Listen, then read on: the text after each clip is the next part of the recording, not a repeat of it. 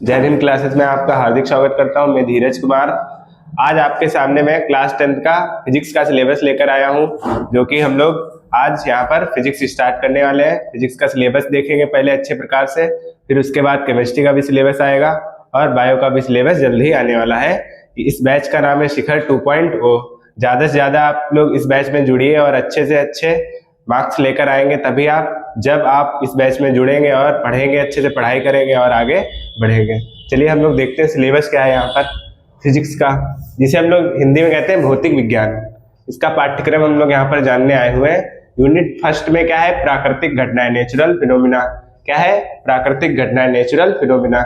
यानी कि इसमें आ जाएगा प्रकाश का परावर्तन और फिर आ जाएगा अपवर्तन, reflection and refraction of light, यानी कि प्रकाश का परावर्तन और अपवर्तन आ जाएगा। इसमें हम लोग क्या क्या पढ़ने वाले हैं? परावर्तन के नियम, यानी कि जो प्रकाश का परावर्तन कैसे होता है और प्रकाश का अपवर्तन कैसे होता है, ये सब सीखकर हम लोग क्या पढ़ेंगे? प्रकाश के परावर्तन के नियम कितने होते हैं और ये कैसे काम करते हैं, तो ये सब सीखेंगे। और अपवर्तन का नियम क्या होता है, अपवर्तनांक क्या होता है, गोलीय दर्पण क्या होता है। इसमें जो छोटी छोटी डेफिनेशंस आ जाती हैं, जैसे कि वक्रता त्रिज्या और वक्रता केंद्र, ये सब डेफिनेशन सीखेंगे। और क्या पढ़ेंगे? गोलीय दर्पण कितने प्रकार का होता है, मोस्टली सभी लोग जानते होंगे। समतल दर्पण एक होता है और क्या होता है? एक उत्तल दर्पण, एक अवतल दर्पण होता है। फिर उसके बाद में हम लोग आ जाएंगे लेंस में। किसमें आ जाएंगे? लेंस में। लेंसों द्वारा प्रतिबिंब का बनना सीखेंगे और दर्पण के द्वारा भी प्रतिबिंबों का बनना सीखेंगे यहाँ पर। फिर उसके बाद में लेंस का जो एक सूत्र होता है और दर्पण का सूत्र होता है, उसका निगमन करेंगे। फिर उसके बाद में हम लोग यहाँ पर न्यूमेरिकल्स लगाएंगे, यानी कि जो साइंस में आपके मैथमेटिक्स के जो क्वेश्चंस होते हैं साइंस में, वो हम लोग यहाँ पर करेंगे। फिर उसके बाद में आ जाएगा मानव नेत्र तथा रंग बिरंगा संसार, human I and the colourful world. क्या आ जाएगा? मानव नेत्र तथा रंग बिरंगा संसार, यानी कि मानव नेत्र क्या है, मानव नेत्र लेंस कार्य कैसे करता है और दृष्टि दोष क्या होता है, यानी कि जो हम लोगों के आंख में दोष हो जाता है, यानी कि जैसे कि मान लो कि यहाँ पर दोष हो जाएगा दृष्टि दोष, यानी कि निकट दोष है या फिर दूर दृष्टि दोष है, और एक होता है जरा दृष्टि दोष। तो ये सब कैसे हो जाता है और इसका हम निवारण कैसे करेंगे? मानव नेत्र तथा रंग बिरंगा संसार देखेंगे, human I and the colourful world, यानी कि मानव नेत्र हमारा कैसे कार्य करता है, मानव नेत्र में लेंस है वो कैसे कार्य करता है, और दृष्टि दोष क्या होता है, यानी कि जो हमारी आंखों में, जैसे कि हम लोग जब बूढ़े हो जाते हैं तो हम लोगों की आंखों में दिखाई देना बंद हो जाता है, और जो छोटे बच्चे होते हैं उनको भी किसी किसी को ये दोष होते हैं, यानी कि निकट दृष्टि दोष और दूर दृष्टि दोष हो जाता है। और एक होता है जरा दृष्टि दोष, वो भी हो जाता है कुछ लोगों को। तो उसका निवारण कैसे होगा और इसके कारण क्या क्या है, ये कैसे हो जाता है, ये सब हम लोग सीखेंगे और इसका डायग्राम भी बनाएंगे, नेत्र लेंस के थ्रू हम लोग समझेंगे अच्छे से। फिर उसके बाद आ जाएगा एक चैप्टर प्रिज्म क्या होता है, प्रिज्म द्वारा प्रकाश का अपवर्तन कैसे होता है और परावर्तन कैसे होता है। फिर आ जाएगा प्रकाश का विक्षेपण, यानी कि जिसे वर्ण विक्षेपण के नाम से भी हम लोग जानते हैं।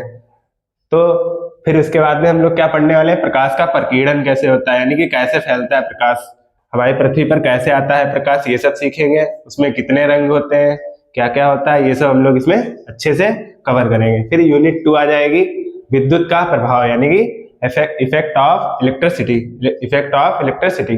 इसमें क्या क्या पढ़ने वाले हैं? विद्युत के बारे में, जैसे कि लाइट क्या होती है, विद्युत क्या है, विद्युत धारा क्या है, फिर ओम का नियम क्या है, प्रतिरोध क्या होता है, प्रतिरोधकता क्या होती है, प्रतिरोधों का संयोजन किस क्रम में करते हैं, एक समांतर क्रम होता है और एक श्रेणी क्रम भी होता है। फिर विद्युत धारा का ऊष्मीय प्रभाव कैसे होता है और विद्युत शक्ति क्या होती है, जैसे कि हमारे घरों में जो बिजली आ रही होती है तो उसका बिल जो हम लोग निकालते हैं तो उसका एक फार्मूला होता है बिल साइन थीटा करके, तो वहां से हम लोग उसका क्या बोलते हैं, कितनी बिजली आ रही है और कितने यूनिट आपने खर्च किए हैं, वो सब इसका हम लोग आकलन अच्छे से इसमें कर सकते हैं। तो क्या क्या सीखेंगे इसमें? विद्युत धारा क्या है, ओम का नियम क्या होता है, और ओम का नियम बहुत ही इंपॉर्टेंट होता है।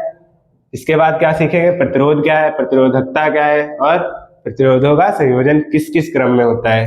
2 क्रम में होता है, एक समांतर क्रम है और एक श्रेणी क्रम भी है।